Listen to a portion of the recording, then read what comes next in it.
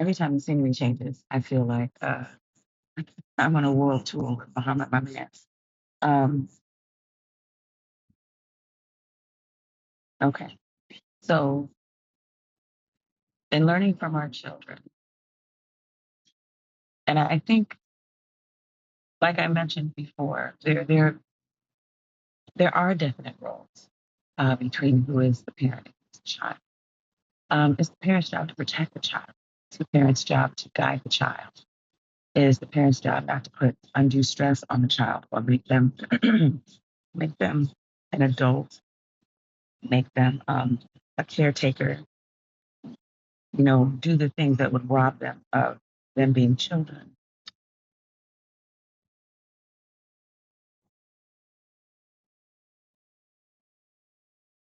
And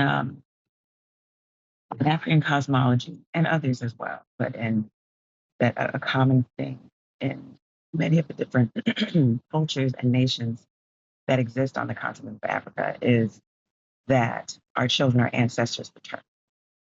And even if people don't express it that way, that's seen in many places where people will say, "Oh, she's just like grandma," or "Oh, he looks just like granddad," or "She acts just like grandpa," whatever. An ancestor who's transitioned, naming it in that child. So it's a common held understanding, even if it's not a common held belief.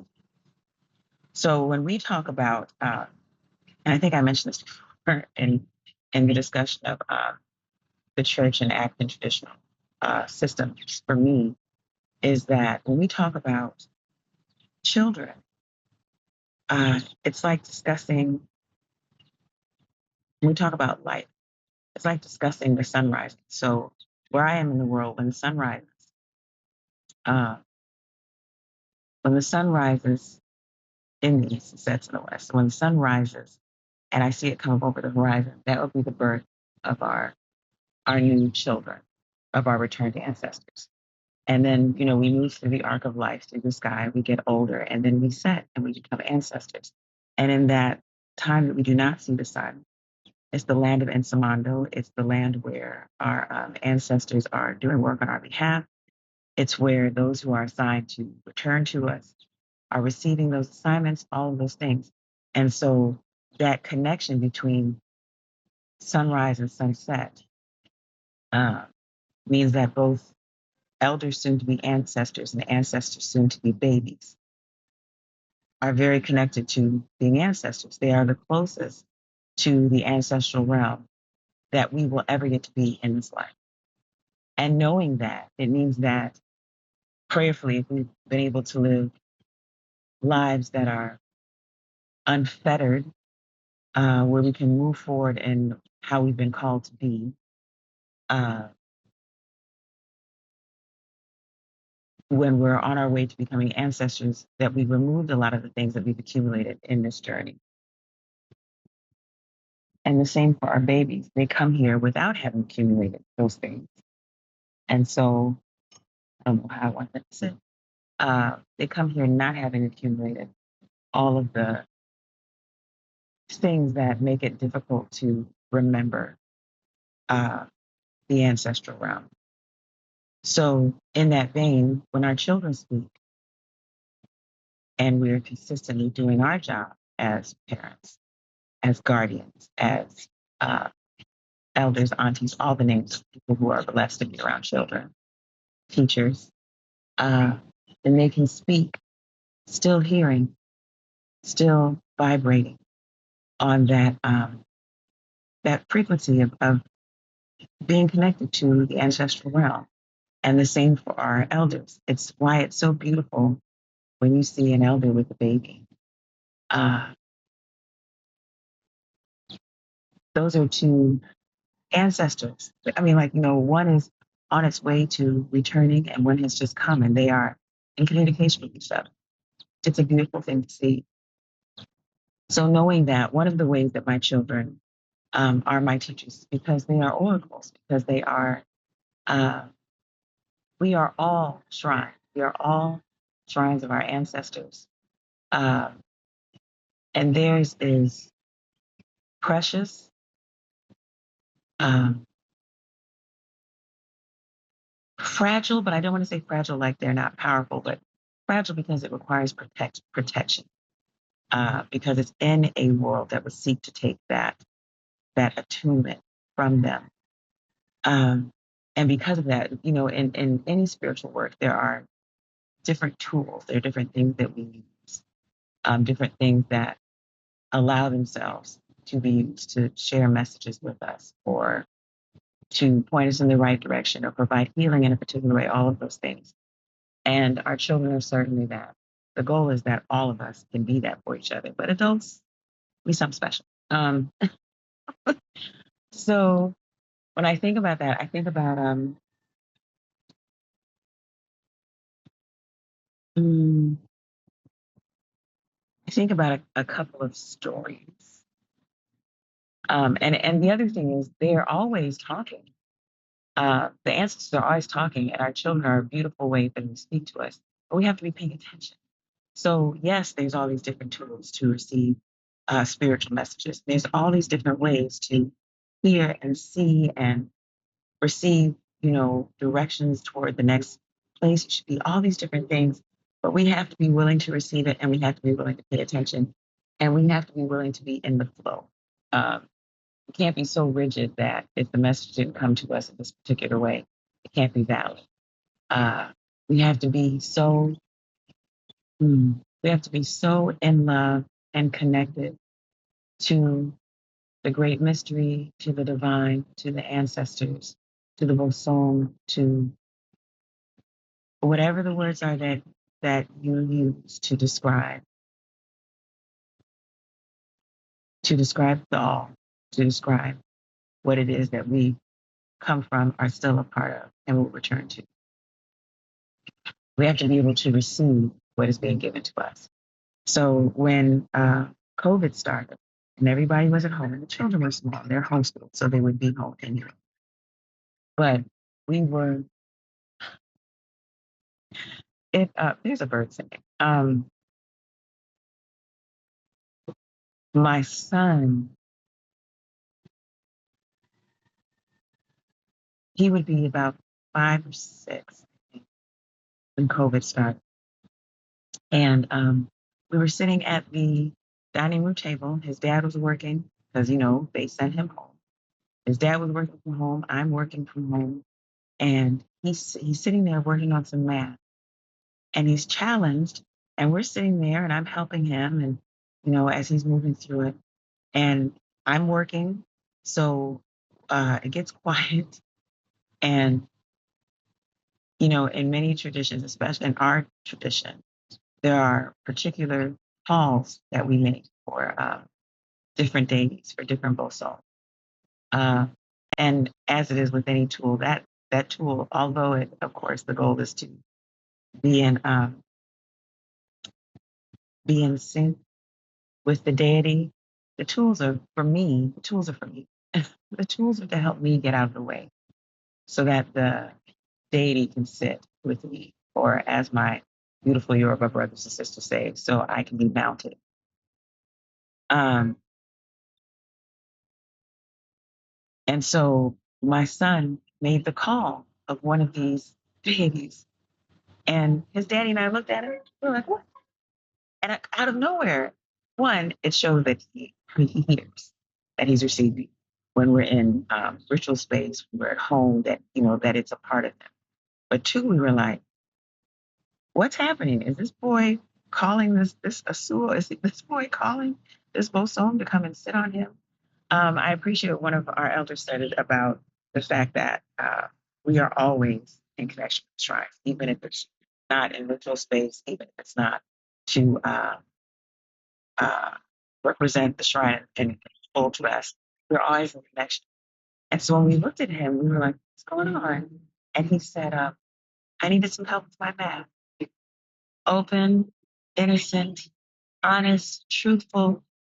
And he's right. He figures if this is the call that we need to receive this deity, I need that deity to sit with me to help me with my math. I was touched that with the two of us sitting there, that he felt like I can also, that with two of us, with both of his parents sitting, that he was keenly aware that the little son was sitting there with him too. So at 6, that was a big message for me. And I'm always here. That was uh, you can call me, and it doesn't mean that it has to be a ritual space. It doesn't mean that this is what needs to occur. It doesn't mean that those are the things that need to occur in every space. What we're doing in ritual. When I was in college, I remember talking to Aunt Petey, peace be upon her, my mother's aunt, so my great aunt.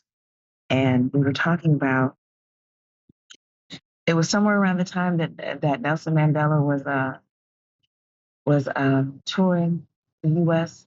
after his release from Robben Island. And she was just talking about her spirituality. And, Aunt Petey's, she's marvelous. She's fiery. She's in tune. She's intuitive. She's mischievous. She's all these things.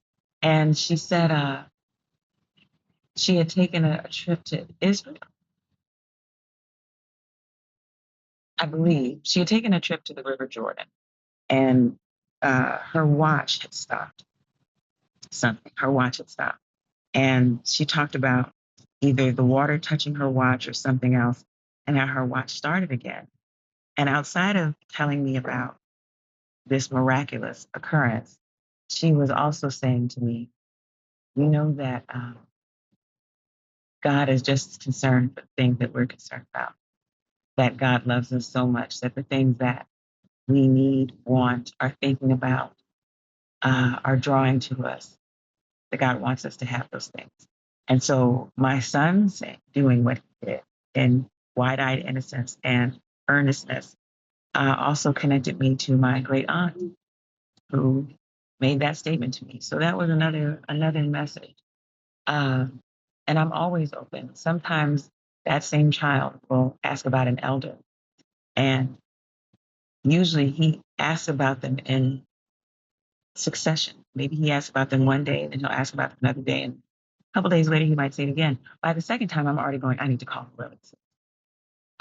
Because more than once that elder has been sick. Um, uh, there's been some sort of change in their life, and then it's just good to check in. So I receive those things. I also know that in the same way that we are directed to care for this shrine and to care for maybe our shrine implements, those tools that we can use to connect to the shrine. Caring for our children is a caring for them, guiding them, and helping them to be balanced, emotionally intelligent is such a reciprocal endeavor. Uh, it's like caring for, even though they are sentient. Well, can't say the trees are. We just talked about that too. But it's like caring for fruit trees, uh, caring for uh,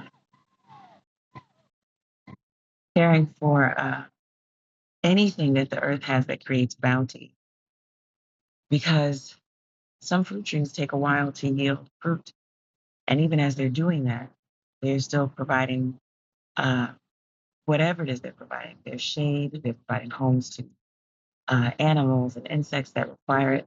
They are in communication with the other trees and crops on the earth. Their leaves are still good for medicine, so many things. And so for our children, the caring for them and them being able to be unfettered, for them being able to be safe, for them being able to try on their relationship with the divine and with other people, and us being able to witness that is reciprocal. It means that as we pour into them, they can't help but pour out, even if they're not deliberately pouring on us or to us. They can't help but to reflect. They can't help but to intuit. They can't help but to bring forward that which is in them. Um, And being able to have the freedom to try on where they are is something that we often lose trying to get it right as adults. The places that we don't move, where spirit says move, because it doesn't look right, or someone won't understand it, or that's not how it was prescribed, robs us of things sometimes. And they don't have those restrictions. They hear, they feel, and they share.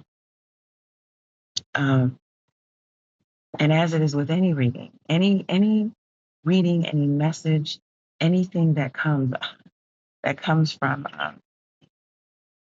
the great mystery, from the divine, from the universe, from the ancestors, it is usually confirmed. Not usually, it's always. Try, try not to speak in absolutes, but in my experience, it's always confirmed. Um, and when I was young and in church, someone would give a message, or someone would have heard a message. And then usually a church mother comes up and says something, and there's confirmation. You know, Mother so and so, that's confirmation because I heard that, da da da da da. Or I don't know if anyone's ever been in prayer with someone and you touch their hands and like a jolt goes through. So the older I've gotten, the more I understand, like um, in yoga, when we talk about Kundalini energy, uh, in many different traditions, when we talk about the energy that passes between us, that we are energetic beings. But in church, they talk about a quickening. And that was another confirmation. There are times where in our traditional walk, where maybe one shrine worker will give a message and the a request is made of another shrine worker to give a message without as much information as the first shrine worker, uh, just to see where things line up. So uh, our children are often, and I think I quoted this too. There's a book by Yajaisi called Homecoming, and there's a place in the book where one of the characters goes to the priest, goes to the shrine worker for a message, for reading, and when they get there, the shrine worker says something to the effect of, uh, "You're not looking for hmm, something like you're not looking for a premonition or a prediction. You're looking for permission." Something to that effect. Basically saying that the character already knew. They knew what they needed. Um, they knew what they were called to. They came to the shrine for confirmation of that and further direction, but they already knew. And so, as it is with our children, many times because we love them, because we listen to them prayerfully, because we treasure them, uh, when they do say things, when they do things that cause us to understand or hear in another way, it's not foreign because we've already been spoken to, because we've already received. And so there is no threat when the children say something, will my authority be will my authority be compromised if I acknowledge what is being said or what they do? And unfortunately, the need for authority in that way is uh, often robs us. So we have jobs, and whoever is the boss is supposed to know everything, and none of their underlings know anything. And so, if an idea is raised, especially if it's a good one, then there's no listening because it didn't come from the boss. But any good ecosystem of people, families, workplace, whatever it is, knows that ideas and sparks necessary to move the whole forward can come from anywhere in the structure. Uh, and so, again, our families are, I've heard people talk about how, heard it both in traditional and in church. You hear about in the Song of Solomon, how Solomon speaks to his beloved, and there's spaces in there that talk about him being a fence to her. And I've heard people say that in traditional systems as well, that the calling of the husband is to be protection around the garden that is the mother and children. Uh, and so even as we are part of this ecosystem together, where as parents we protect our children, and our children are then protected and able to flower, and we are able to benefit from the flowers, not to take them, not to harvest them, but just to benefit. Sometimes seeing them flower is encouragement and inspiration. Seeing them flower might remind them of us flowering in that way. Um, Seeing them flower is the consistent testimony to what the Creator does, that life continues, that willingness continues, uh, that callings and intuitive journeys continue. And we have the opportunity to see that. So it also requires us to slow down. Sometimes when our children are teaching, especially in this process where they're teaching just by being, uh, we have to be slow enough to receive it. We have to be slow enough to see it. We have to uh, not be so tied up in our to-do list and our ripping and running that we can't